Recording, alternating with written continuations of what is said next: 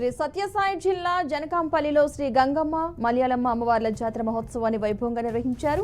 పూజారి దివాకర్ ఆధ్వర్యంలో బుక్కపట్నం మండల కేంద్రంలో ఉన్న శ్రీ సాయి మంజునాథ ఎస్టేట్లోని అక్కమ్మ బావి వద్ద ఈ వేడుక మొదలైంది.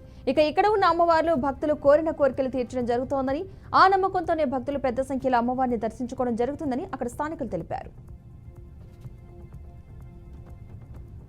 వికారాబాద్ జిల్లా బండమీదపల్లి గ్రామ ప్రజలు గత 2 రోజుల నుండి విద్యుత్ నీటి సమస్యతో ఇబ్బందులు ఎదుర్కొంటున్నామని ఆవేదన వ్యక్తం చేశారు.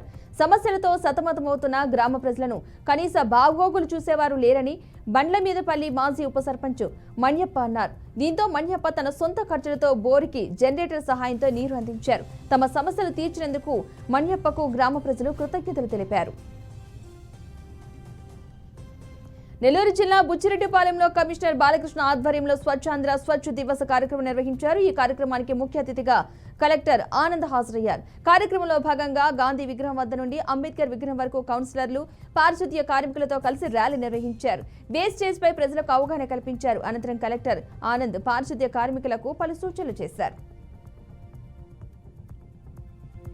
శ్రీ సత్యసాయి జిల్లా పుట్టపర్తిలో ఉరుములు మెరుపులతో భారీ వర్షం కురిసింది. ఎడతెరిపి లేకుండా కురిసిన వర్షానికి రోడ్లన్నీ జలమయమయ్యాయి. సాయినగర్ వేణుగోపాల స్వామి ఆలయం, సత్యమ దేవాలయం వద్ద పెద్ద ఎత్తున నీరు చేరడంతో రాకపోకలకు తీవ్ర అంతరాయం వాటిల్లినట్లు స్థానికులు తెలిపారు. గత కొన్ని రోజులుగా ఎండ తీవ్రత అధికంగా ఉండడంతో జనం ఒక్కపోతూ అల్లాడిపోతున్నారు. సాయంత్రం కురిసిన వర్షం వల్ల ఉపశమనం లభించిందన్నారు.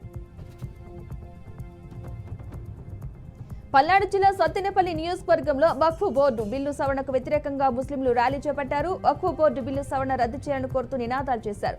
సత్తెనపల్లి చెక్ పోస్టు మసీద్ నుండి ఆర్టీసీ బస్టాండ్ వరకు ర్యాలీ చేశారు. అనంతరం సెంటర్ కి చేరుకుని బహిరంగ సభ నిర్వహించినట్లు ముస్లిం పెద్దలు తెలిపారు. వక్ఫ్ పరిరక్షణకు ముస్లింలు ఐక్యం కావాలంటూ పిలుపునిచ్చారు.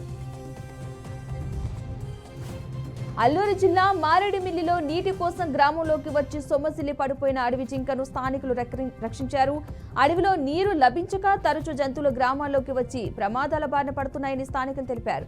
ఫారెస్ట్ అధికారులు జంతు సంరక్షణ కోసం కోట్లాది రూపాయలు వెచ్చించి వాటి ప్రాణాలు కాపాడలేకపోతున్నారని అన్నారు. ఇదే కొనసాగితే అడవి జంతువులు కనుమరుగు కావడం ఖాయమని జంతు ప్రేమికులు ఆవేదన వ్యక్తం చేస్తున్నారు. చిత్తూరు జిల్లా రామకుప్పం మండలం చెల్లెగానిపల్లిలో భారీ వడగండ్ల వాన కురిసింది. కొద్ది రోజులుగా తీవ్ర ఎండ, ఉక్కపోతకు ఇబ్బంది పడుతున్న ప్రజలు ఉపశమనం పొందారు. ఇంకోవైపు వర్షం ధాటికి తాము తీవ్రంగా నష్టపోతామని రైతులు ఆవేదన వ్యక్తం చేశారు.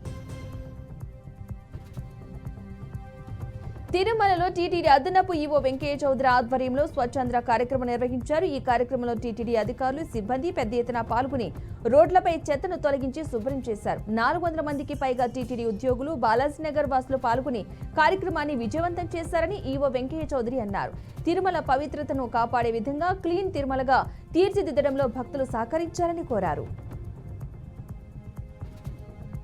మహానగరానికి అతి చేరువలో ఉన్న శంకరపల్లి పరిధిలో ప్రభుత్వ స్థలాలు, చెరువులకు రక్షణ కరువైంది.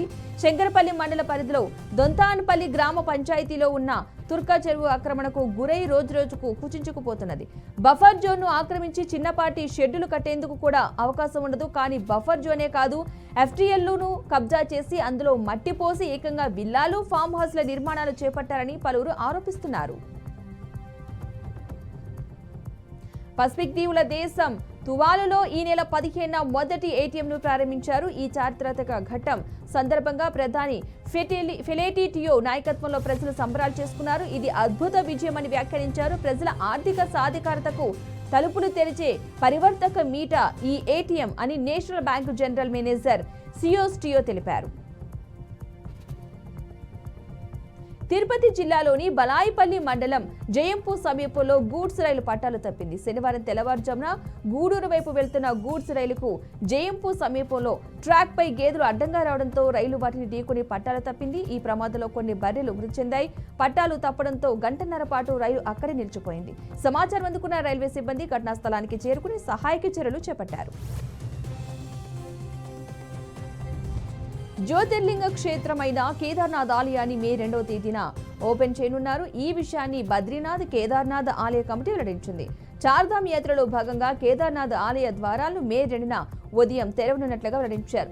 ఏటా దేశంలోని వివిధ ప్రాంతాల నుంచి లక్షల మంది భక్తులు కేదార్నాథ్, బద్రీనాథ్ ఆలయాలను సందర్శించి ప్రత్యేక పూజలు చేస్తూ ఉంటారు. శీతాకాలం ప్రారంభం కాగానే ఈ ఆలయాలను మూసివేస్తామని తెలిపారు.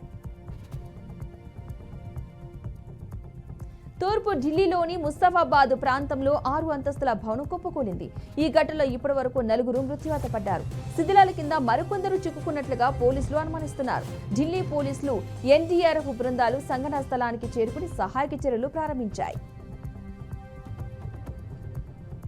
ఢిల్లీ మాజీ ముఖ్యమంత్రి ఆమ్ ఆద్మీ పార్టీ జాతీయ కన్వీనర్ అరవింద్ కేజ్రీవాల్ ఇంట పెళ్లి సందడి నెలకొంది. ఆయన కూతురు హర్షిత వివాహం ఢిల్లీలోని కపుర్తారా హౌస్ లో ఘనంగా జరిగింది. హర్షిత తన స్నేహితుడు సంభవ్ జైను కుటుంబ సభ్యుల సమక్షంలో మనవాడింది. అంతకుముందు గురువారం రాత్రి వీరి ఎంగేజ్మెంట్ సెరమనీని కూడా నిర్వహించారు. ఈ వేడుకలో కుటుంబ సభ్యులంతా సందడి చేశారు. ముఖ్యంగా కేజ్రీవాల్ తన భార్య సునీతతో కలిసి డాన్స్ చేయడం విశేషంగా నిలిచింది. ఇండియన్ ప్రీమియర్ లీగ్ లో భాగంగా బెంగళూరు వేదికగా royal challenger Bengaluru Punjab Kings మధ్య మ్యాచ్ జరిగింది. ఈ మ్యాచ్ లో ఓ అనూహ్య ఘటన జరిగింది. ఇది కూడా స్టార్ బ్యాట్స్మెన్ విరాట్ కోహ్లీ విషయంలో కావడం విశేషం. 18 ఏళ్ల తర్వాత మళ్ళీ సేమ్ సీన్ రిపీట్ అయిందంటూ కామెంట్స్ చేస్తున్నారు. ఇంతకీ ఈ మ్యాచ్ లో ఏం జరిగిందంటే, పంజాబ్ తో జరిగిన మ్యాచ్ లో విరాట్ కోహ్లీ 3 బంతులు ఆడాడు. ఇందులో కేవలం 1 పరుగు మాత్రమే చేశాడు. ప్రస్తుతం సోషల్ మీడియాలో ఇది తెగ వైరల్ అవుతోంది.